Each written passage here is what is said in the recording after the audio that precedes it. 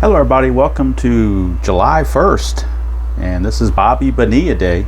The annual celebration of Bobby Bonilla Day goes on July 1st. So I thought I would do a Strat-O-Matic game with Bobby Bonilla in it. And this was the July 1st game played 1992 at Wrigley Field.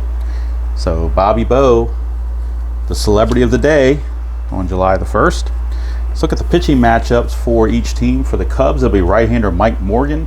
And for the Mets, it'll be right-hander David Cone.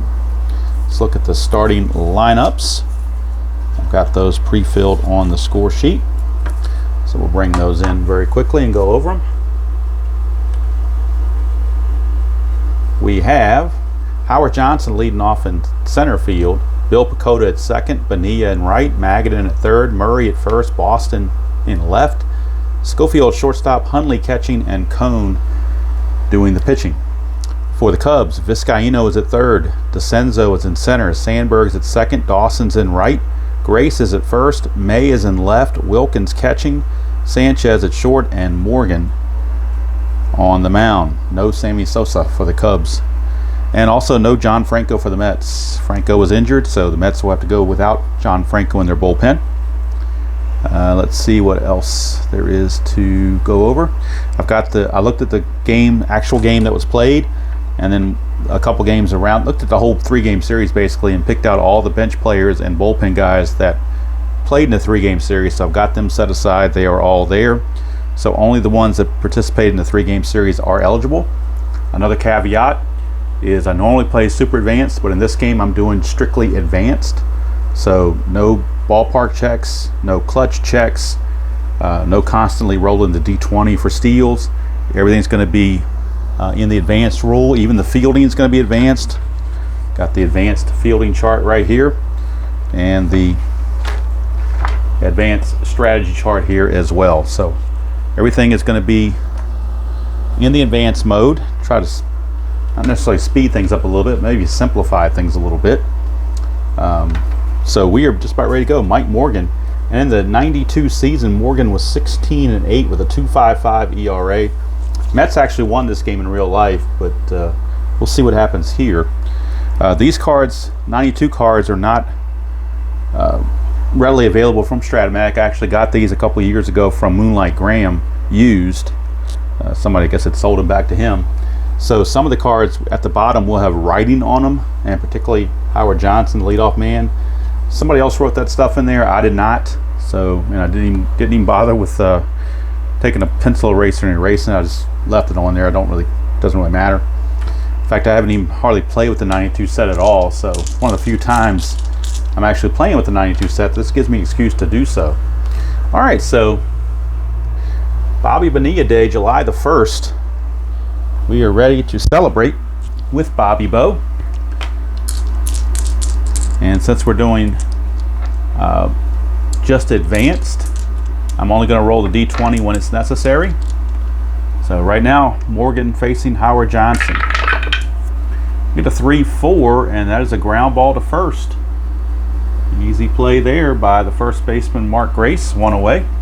Brings up second baseman, Bill Pacoda. 1-8 for Pacoda. He strikes out, 2 down. And these are, of course, the actual as-played lineups from July 1st, 1992. Here's Magadan at third.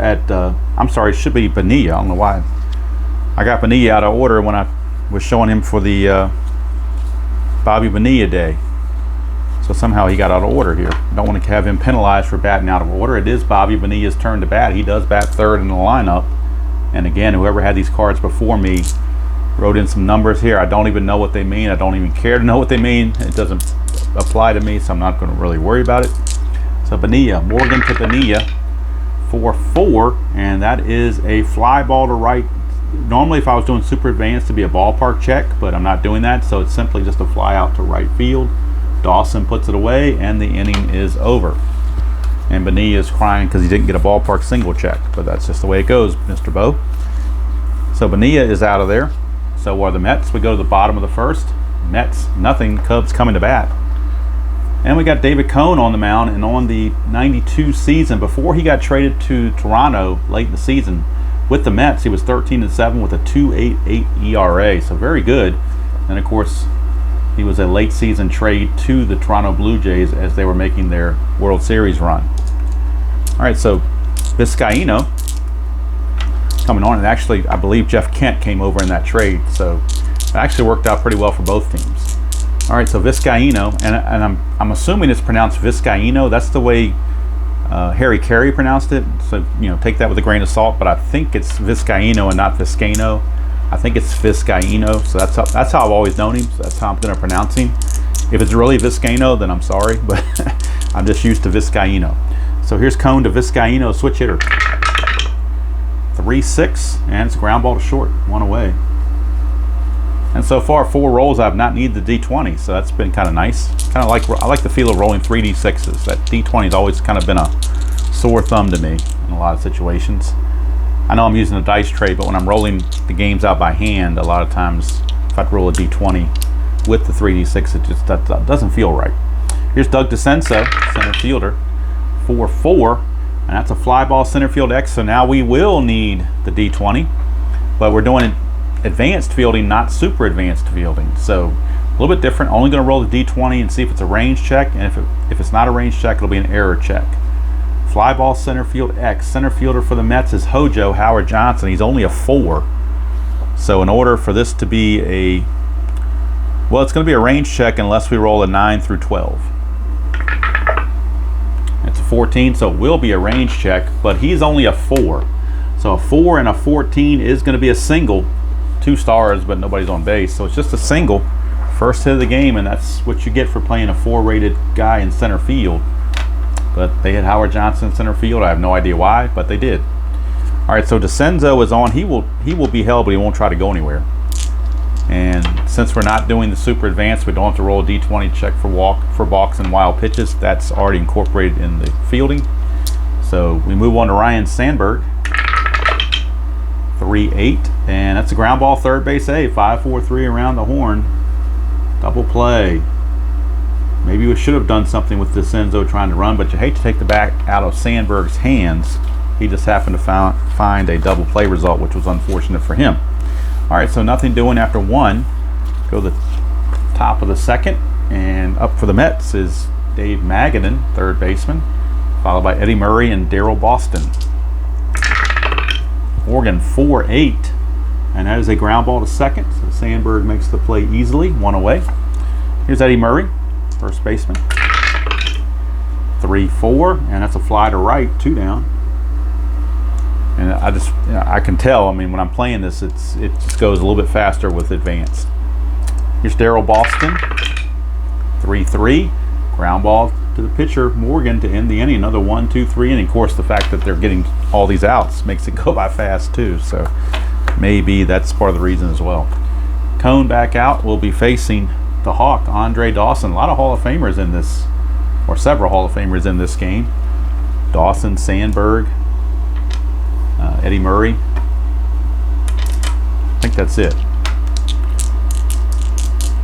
Grace is in the Hall of Very Good. All right, here is Dawson. 5-8, and that's a strikeout. So Cone gets the whiff, 1 away for Mark Grace. 4-7, and that's another strikeout. Another strikeout for Cone, 2 down, and that brings up Derek May. Both pitchers are hitting off pitcher hitting card number 1, by the way. And again, you notice some of these players have these penciled in writings.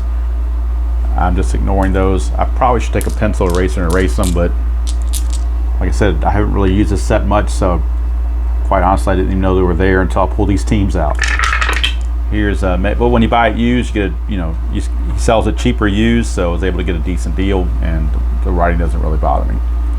4-8, and that's a split chance, so we'll need the D20. 1-2 is a triple. Anything else is a single. We get a 1. That's a triple for Derek May. He had no triples on the season, but he gets a triple here, and that's one of the disadvantages of playing off the pitcher card like that. You can get results that the batter never got, which in this case is a triple. I think in the computer game you can do it where it changes it to a double or something like that, but we're not going to worry about that in this situation. It's a 2-out triple, and here's Rick Wilkins. 1-9, struck him out, didn't matter anyway. So aside from the triple, Cone struck out the side, so at the end of 2, no score. from Wrigley. And I was going to go ahead and do the ballpark effects, but then when I got upstairs and got everything settled in, I realized I didn't have the ballpark charts with me, and I didn't feel like walking back downstairs. Plus, if I'm going to play advanced, I might as well just keep it advanced, right? All right, here's Dick Schofield. 2-5, and that's a strikeout. So Schofield out on strikes. 1 down for the catcher, Todd Hundley. 6-7, switch hitter batting left. A 1 is a single. Anything else, he grounds to Mark Grace. And it's a 1. How do you like that? A 5% chance, and he found it. It's a single for Hundley. Now Cone is up with using pitcher hitting card number 1. So do you want to try to bunt with Cone? He's only a C bunter, becomes a D bunter with the corners in. So they're going to have him swing away.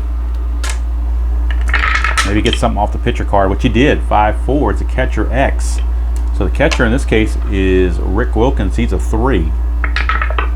3 and a 1. That could be interesting. So we go to the catcher fielding. A 3 and a 1 is a pass ball and a foul out. So we got a pass ball that's going to allow Hundley to go to second base. But then we have a foul out, so there's 2 down. So the runner gets into scoring position just like if there was a sacrifice bunt. So it kind of worked out the same. 2 outs now for Hojo, Howard Johnson. 6-9, and that's a walk, so it keeps the inning going. Runners at the corners. Now he is an A stealer, so he could try to take off here as an A stealer. As an A stealer, he comes up as a 15. Let me refresh my memory on stolen bases for advanced. I know he's being held, so now I just need to figure out what deductions on the advanced. So I should have had this out in front of me ahead of time. Lack of preparation there, of course. And like I said, when you're playing super advanced all the time and now you want to switch back to advanced, you got to make sure you don't cross thread rules. So let's see, with the runner being held, it's the same as advanced basic. No, there we go. Advanced is the same as basic, I believe. So you look at the catcher. The catcher in this case is Rick Wilkins. He is a C, so that's a -3 deduction.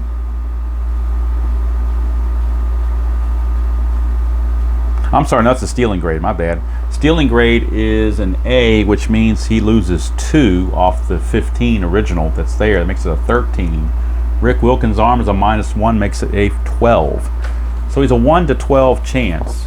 And we got that because he is an A, which means it's a 15, but you lose 2 because he's an A stealer. You deduct 2 for being held, makes him a 13. And then Wilkins is a -1 arm, makes it a 12. So 1 to 12, he will steal it. And he's out 13, so that just cost him a possible chance to score.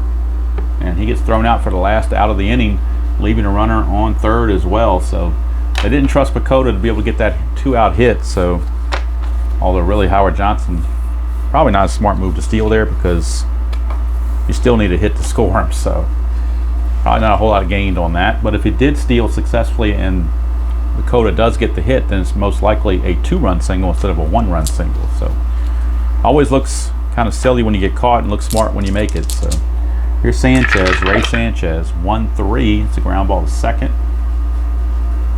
1 down as Pacoda makes the play. Now also pitcher hitting card number 1 is Mike Morgan rather.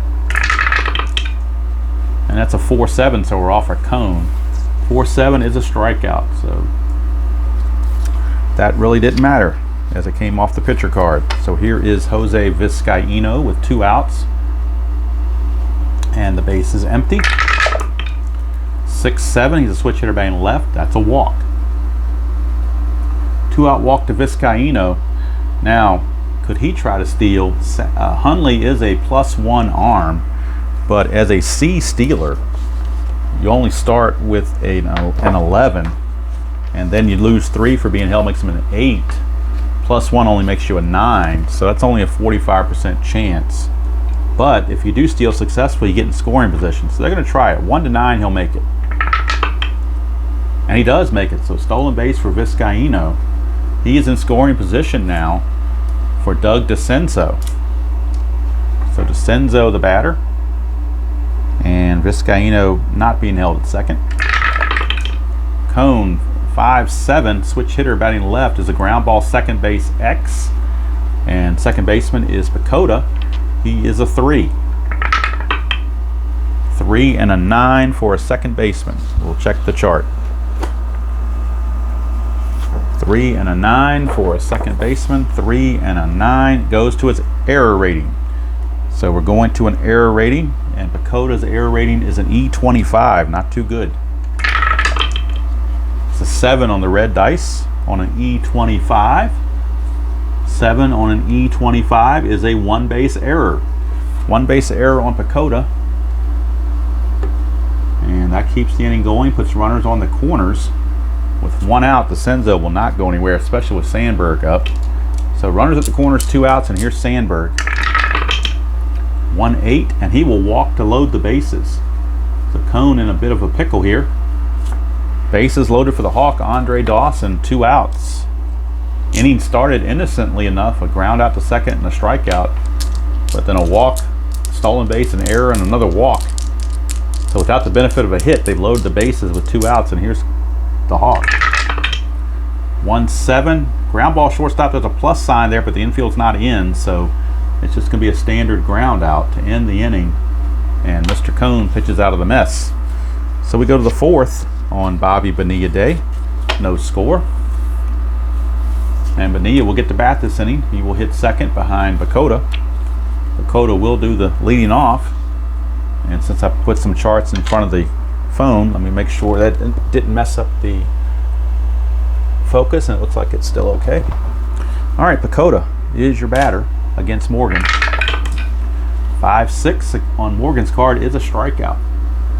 So Pacoda out on strikes, and here's Bobby Bo. Flew to right his first chance. 5-6, and he will fly to right again. Second time Dawson has put it away, 2 down, and here is Magadan. 6-5, and that's a split chance. 1-3 is a home run chance. Magadan against a right-hander is normal power, so 1-3 will be a homer. 4-20 would be a double. That's a double for Dave Magadan, a 2-out double. And Magadan's in scoring position. As an E-stealer, he will not be held. Here is Eddie Murray. 4-11, switch hitter batting left. It's a fly to center, and that's going to end the inning. So Morgan pitches around that 2-out double by Magadan. We go to the bottom of the 4th. Still no score from Wrigley. Cone facing Grace to start out. Be Grace, May, and Wilkins, 3 lefties. 1-4, and that's a 1-4 home run chance. 5-20 is a double for Mark Grace. That's a 1. It's gone. Mark Grace, home run. Solid shot, and the Cubs lead it 1-0. Derek May, the batter. 6-7, and that's a walk. Goes back to the old adage that Tabletop Earl said a long time ago: the most likely result after a home run tends to be a walk. And there you have it. So Derek May will not try to run anywhere. Here's Rick Wilkins. He will be held on though. 2-6, and that's a ground ball pitcher A. That's going to be a 1-6-3 double play. So 2 down, and that brings up Sanchez. 2-8 for Sanchez is a single to left field. Keeps the inning going. That will allow Mike Morgan to bat. And if nothing else, should clear him out of the lineup. Sanchez, no way in the world he could try to steal. 1-6, and that's a strikeout, but it does clear him out of the lineup so that Vizcaino can lead off next inning. So the home run from Mark Grace, and the Cubbies lead it 1-0. I said Matt Grace because I'm playing the Nationals so much. So used to that name, but it is in fact Mark Grace. All right, Darryl Boston lead off the top of the 5th. His team trailing 1-0. 6-4 against a lefty is a strikeout. So Boston will take the seat, grab some bench, as some famous announcer says. Morgan 5-6, and he will grab some bench. So Schofield, 2 down, and here's Hundley. 1-4, ground ball to second, easy play for Sandberg. It's a 1-2-3 inning for Mike Morgan. He is just rolling along with a 1-0 lead. Cone looking for some run support, not getting it. So it's top of the order for the Cubbies. It'll be Vizcaino, followed by DeCenzo and Sandberg. And nothing else playing this 92 game. I'm getting some good memories on some of these player names that I'd forgotten about. Vizcaino 4-8 against Cone. That's trouble. 1-2 is a triple. Anything else will be a single. That's a single for Vizcaino. Now, does he want to try to steal again? He got lucky the last time, so I think we're gonna hold the phone here. DeCenzo is a B bunter. He would become a C bunter. They're gonna bunt. Even though it becomes a C bunter, they're still going to play for the bunt. So we get to the advanced strategy chart and roll the 2d6s on a bunt with a C bunt rating and a 5. Because he needs a B, but they're playing the corners in, makes him a C. C and a 5 says batter thrown up by pitcher, runners advance 1 base. So the sacrifice bunt, we'll call it 1-4. Vizcaino does take second base, so the sacrifice works. And now he's in scoring position where Sandberg and Dawson have 2 chances to drive him home. Here's Sandberg. 5-9, and that's a ground ball shortstop X. Shortstop for the Mets is Schofield. He's a 2. 2 and a 1. That could very well get through for a hit. A 2 and a 1 is a single, but it's only 1 star. So Vizcaino will stop at third base, but Sandberg singles to put runners at the corners with only 1 out. And the Hawk Andre Dawson coming up. Sandberg will be held, but he's not going to try to run. They don't want to run themselves out of an inning. They're going to let Dawson swing away. 2-8 for Dawson, and he lines it to third, out number 2. As snagged over there by Magadan. Saved a base hit. And here's Grace, who homered his last time up. He's got a chance to do more damage. 1-8, and he will walk. So Cone pitched too carefully to him. Loads the bases for Derek May. And Derek May, he had 8 home runs and 351 at bats, so he had a little bit of power. Not a whole lot, but a little bit. In the advanced section, the only way you can get a home run is right here on a 1-8. Ballpark effect. Well, he could get one here too because the ballpark does not take that away. All right, so here we go. Derek May, Cone to May. 4-8, and all that's talk over here, and we're off Cone's card. 4-8, that's trouble. 1-2 is a triple. 3-20 is a single, 2 stars. Cone in serious trouble. It's a single, 2 stars. That'll score 2 runs, and it's 3-0 Cubbies with Grace going to third. So Sandberg and Vizcaino both score. It's 3-0 Cubs, as the Cubbies are ruining or trying to spoil Bobby Bonilla Day. All right, so runners at the corners, 2 down, and here's Rick Wilkins. Cone to Wilkins, 6-7, and that's a walk. That's going to load the bases right back up, and now the Met bullpen is loosening as Ray Sanchez is up. Bases loaded, 2 down. 5-6, struck him out, so Cone bows up and gets the strikeout. But not before a 2-run single off the bat of Derek May gives the Cubs a 3-0 lead. Now Cone is set to lead off this inning. So you wonder if they might, I think they're going to pinch hit for Cone here because they need some offense. So they're going to go to the bench, will the Mets. And their choices of pinch hitters are as follows. They have 1 lefty, Mackey Sasser, 1 switch hitter, Chico Walker, and then 4 right-handed hitters, Junior Novoa, Dave Gallagher, Willie Randolph, and Charlie O'Brien. So those are the choices, and I believe they're going to go to Mackey Sasser. He's one of their 3 catchers. They still have Charlie O'Brien as a backup catcher if they need him. So Sasser will actually pinch hit for Cone here in the top of the 6th inning. And then, of course, the Mets will need a new pitcher. So it'll be Sasser, then it'll be Johnson and Pacoda to follow. Morgan pitching, 1-8, and that's a pop-up to first. So failed opportunity there by Mackey Sasser as he is out of there. And that takes us back to the top of the order for Hojo. 3-7 for Hojo, and that's a walk. 2 out, or 1 out walk rather, to Hojo. Now he's an A stealer. They are down 3-0 though. That's the only bad part. And Rick Wilkins is a -1 arm. So you lose 3. So it'd only be a 1-12. And you're down 3-0. I think you're going to hold him still because he got caught stealing in the 3rd. So they're going to learn their lesson and keep him right where he is. Of course, he will be held. But by holding him, it does make Pacoda a B hit and run. So they're going to play a hit and run with Pacoda. He's a good hit and run man. So they're going to play the hit and run with Pacoda, who becomes now a B. And we go to the advanced strategy chart for the hit and run as a B rating. That's a 9.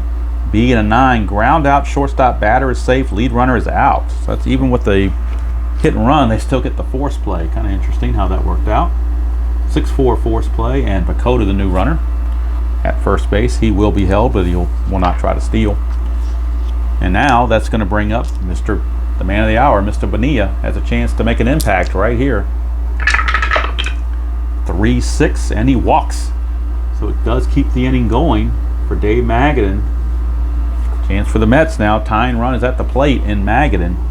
No power for Magadan, but or not a whole lot of power for Magadan, but he can deliver a few base hits.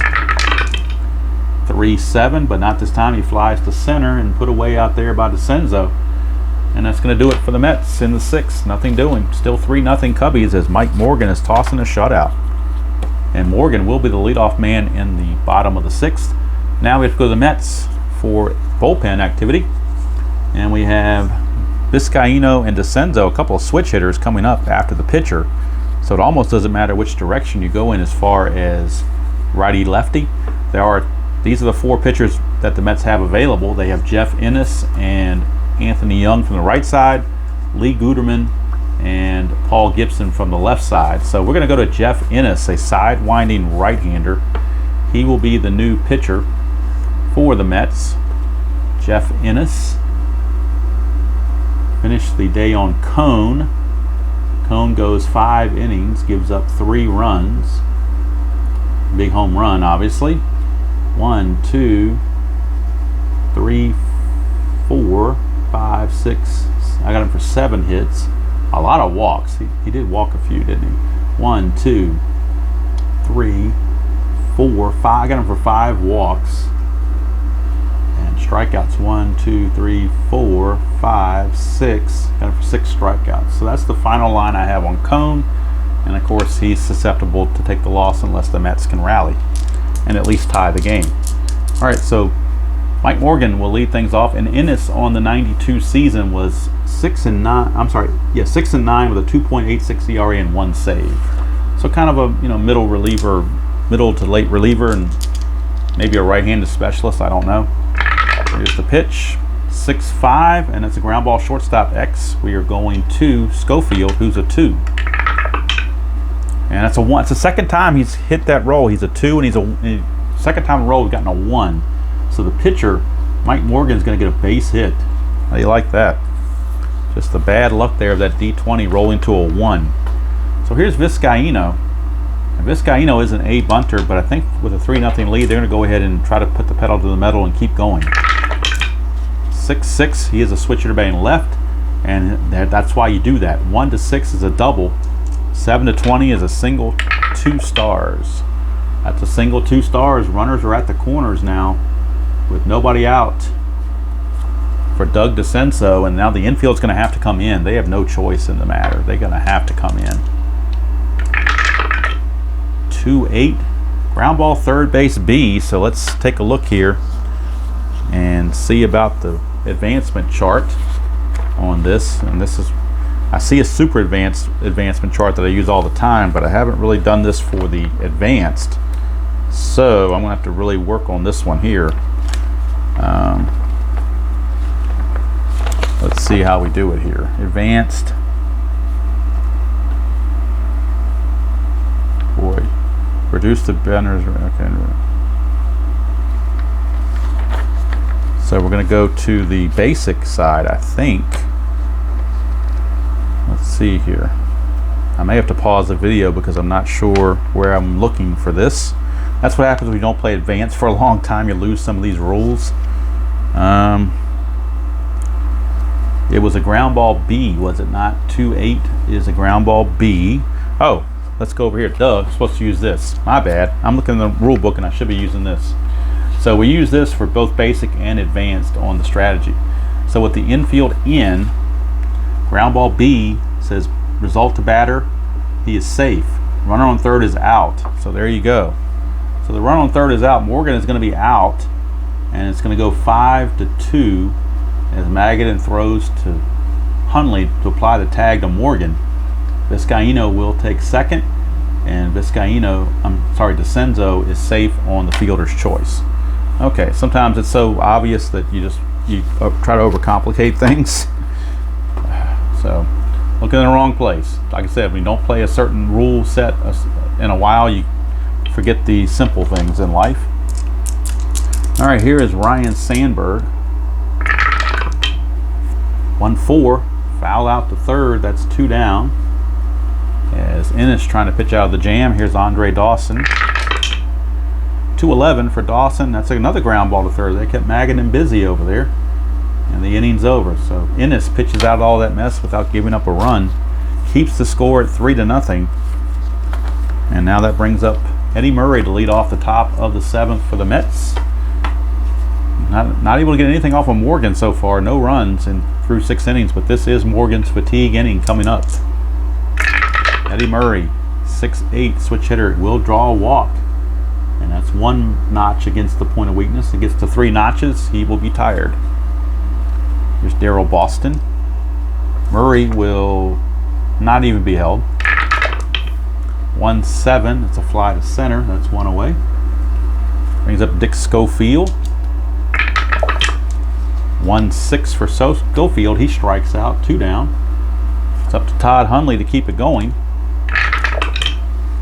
4-8, and that's a fly to left to end the inning, so no luck there for the Mets. They come up empty. We go to the 7th inning stretch. Singer, take me out to the ball games. It is 3-0 favor of the homestanding Cubbies, which makes Harry Carey very happy. Jeff Ennis back out for his 2nd inning of work, and since it's a 7th inning stretch, I'm going to go ahead and stretch myself and stand up for a second. Make sure I'm all set for the last couple of innings here. 3-0. Mark Grace leads it off. Struck out, walked, but had that big home run that broke the scoring drought back in the 4th inning. Gave the Cubs a 1-0 lead, which they have yet to relinquish. Ennis, 2-8, and that is a ground ball to second. 1 away. For Derek May, who had that big single in the 5th inning. 5-6 against a lefty, and he's going to do it again. One's a triple, but most likely going to be a single, and it is. So it's a single from Derek May. He is now 3 for 3 with a walk, a triple, and 2 singles. So he has been the thorn in the side of the Mets for sure. He is a C stealer. He will be held, but he will not try to steal. Here's Rick Wilkins, and I wonder if they're going to make the move to the bullpen. The Mets may make a move to the bullpen here. They are going to call on left-hander Lee Guterman. So Lee Guterman is going to take over, and we could get a double switch as well because the pitcher spot is set to lead off next inning. So let's look at the bench for the Mets and see who they might want to do a double switch with. And I'm looking at their bench. Do we want another shortstop? Not really. Let's see, Boston in left field could be pulled out. So left fielder, they're going to go to Chico Walker to play left field, and he will bat 9th. So Chico Walker will come in and play left field, batting 9th. And in left field, he's not very good. A 4, a 13, and a 0. But they need offense. They're not worried about defense right now. You could bring in Gallagher as a better defender, but it doesn't hit as well. And then the pitcher is going to hit in Daryl Boston's spot. So you're going to have Guterman up here in Daryl Boston's spot, hitting 6th. So that's the double switch in place, and leaving the game is Daryl Boston. He will leave the game, but Chico Walker will lead off the next inning. So Rick Wilkins, lefty on lefty against Lee Guterman. With one out here in the bottom of the seventh, Cubs leading 3-0. 1-6, and he will walk. So he would have walked against a righty or a lefty, it wouldn't have mattered. In this case, he draws the walk. So runners at first and second with one out for Ray Sanchez.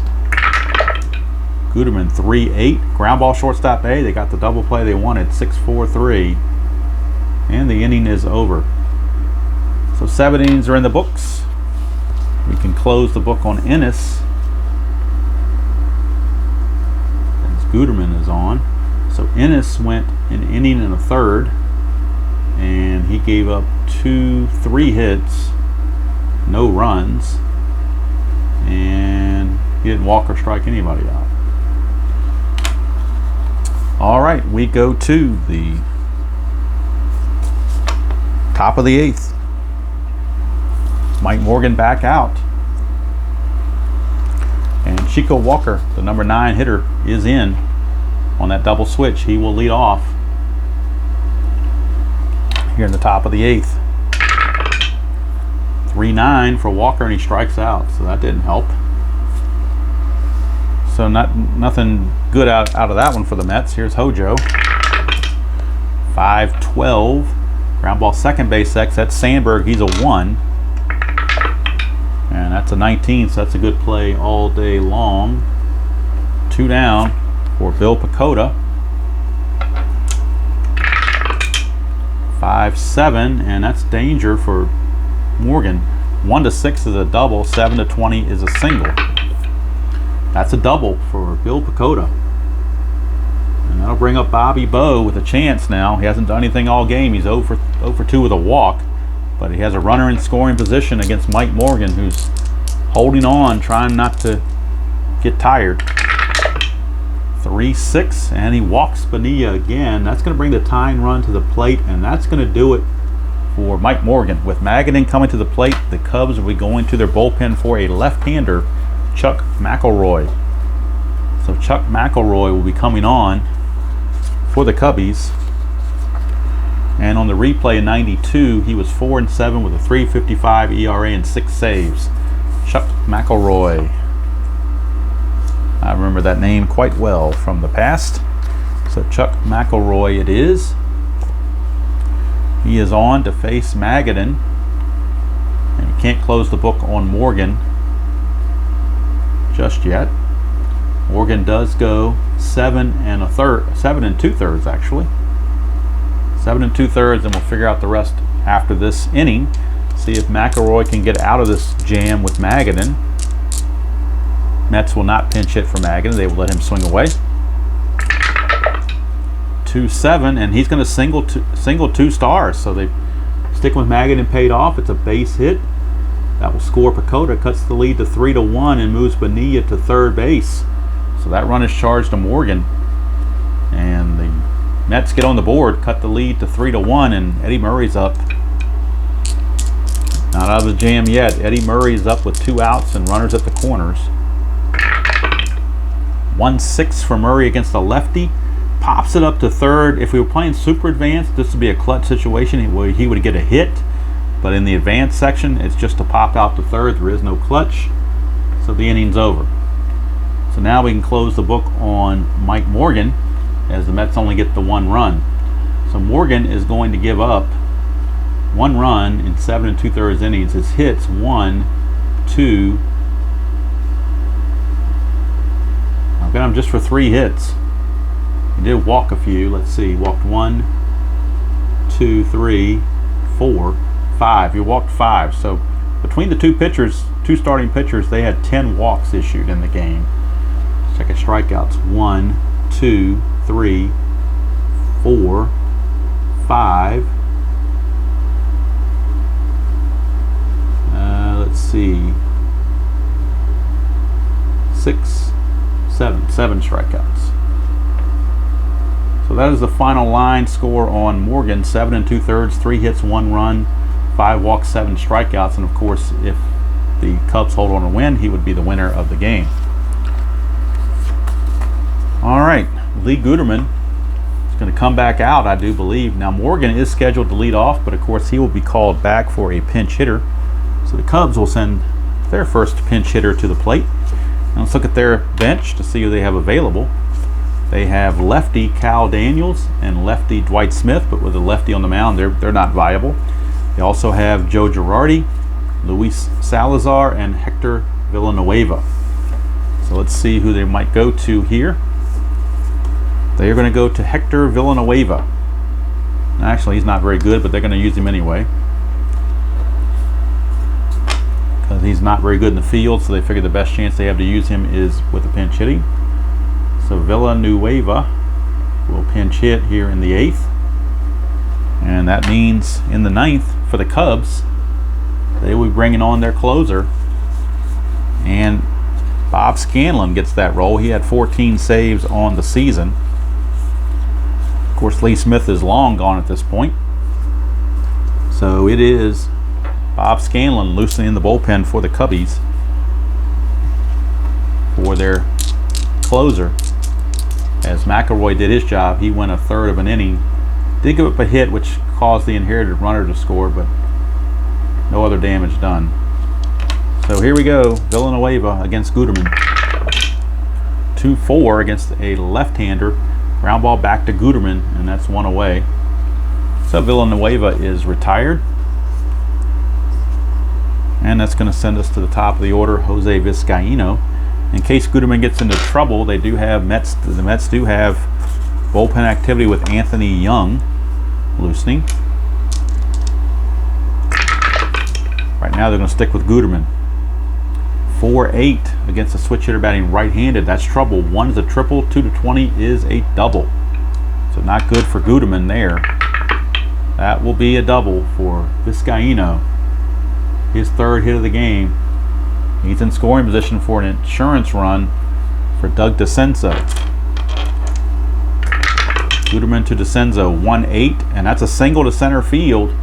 Now, Vizcaino was being held on, which makes him an 11 for a runner.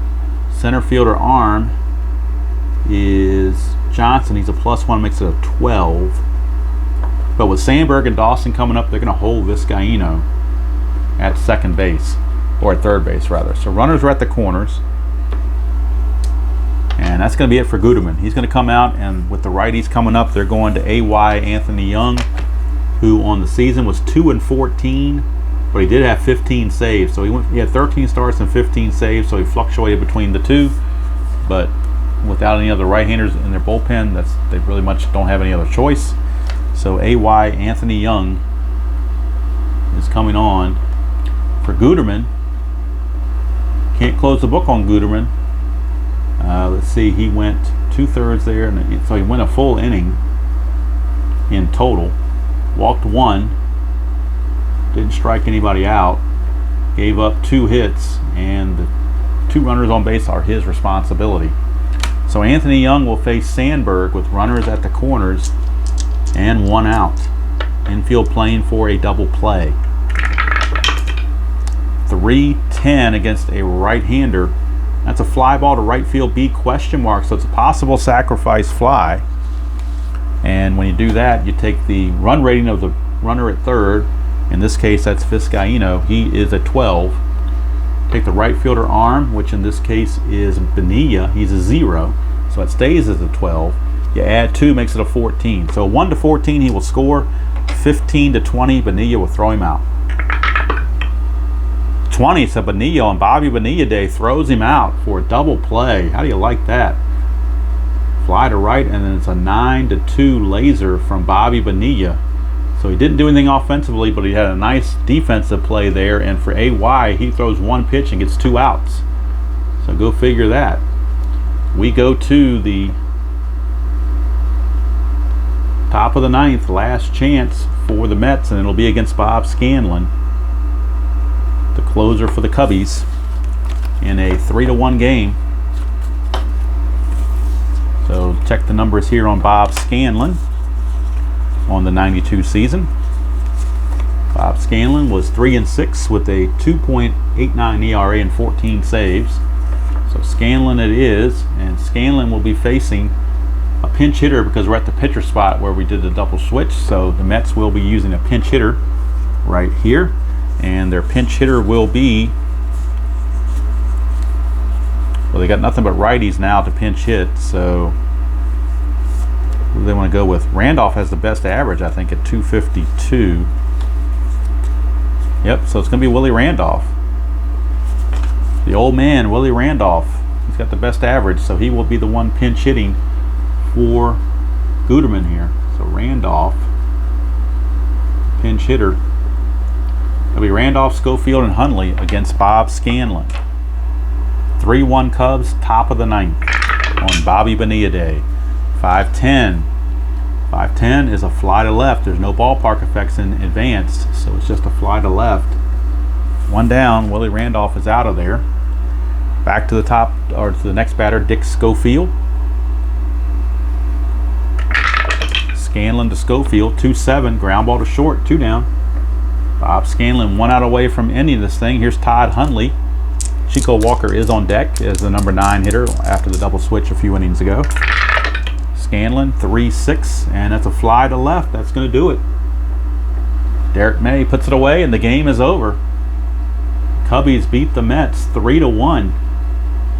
3-1 ball game. Let's get the numbers here. Scanlon 1 inning pitched and gave up nothing. So let's get the score sheet in here and do some finalization. Losing pitcher is David Cone. The winner is Morgan, and the save to Scanlon. So let's check the particulars. The Mets only got 1 run on 4 hits. That was it. 1 run on 4 hits, and 2 of those 4 hits came in the 8th inning. So 1 run on 4 hits. For the Mets, for the Cubs, they got 3 runs on 12 hits. So final line score on Bobby Bonilla Day, July 1st, 1992. Cubs win at 3-1 over the Mets. 3 runs, 12 hits, no errors for the Cubs. 1 run, 4 hit, no errors for the Mets. Winning pitcher Morgan, losing pitcher Cone, and Bob Scanlon gets the save. So Bobby Bonilla, unfortunately for Bonilla, he was 0 for 2 with 2 walks on Bobby Bonilla Day, but he did have a nice outfield assist in the 8th inning to keep the score at 3-1 and keep his team in the game. But unfortunately for Bobby Bonilla, not the best of days, but he doesn't care because he's laughing all the way to the bank. So, hope you enjoyed that presentation of Bobby Bonilla Day, Strat-O-Matic style, 1992. Tomorrow will be game number 81 in the Washington Nationals inside pitch replay, as we're at the halfway mark. And then Saturday, July 3rd, will be the NBC Game of the Week in Strat-O-Matic, which will feature the Seattle Mariners against the Chicago White Sox. So that's what's on tap for the channel the next couple days. Hope you're having a great Thursday wherever you are, July 1st. We made it to July. If you're starting your July 4th weekend early, hope you're going to have a safe, enjoyable weekend. Stay cool out there where it's hot, because it's hot here in Virginia, that's for sure, in the middle 90s. So until next time, enjoy playing whatever game you choose to play, however you choose to play it, and I will see you all down the road.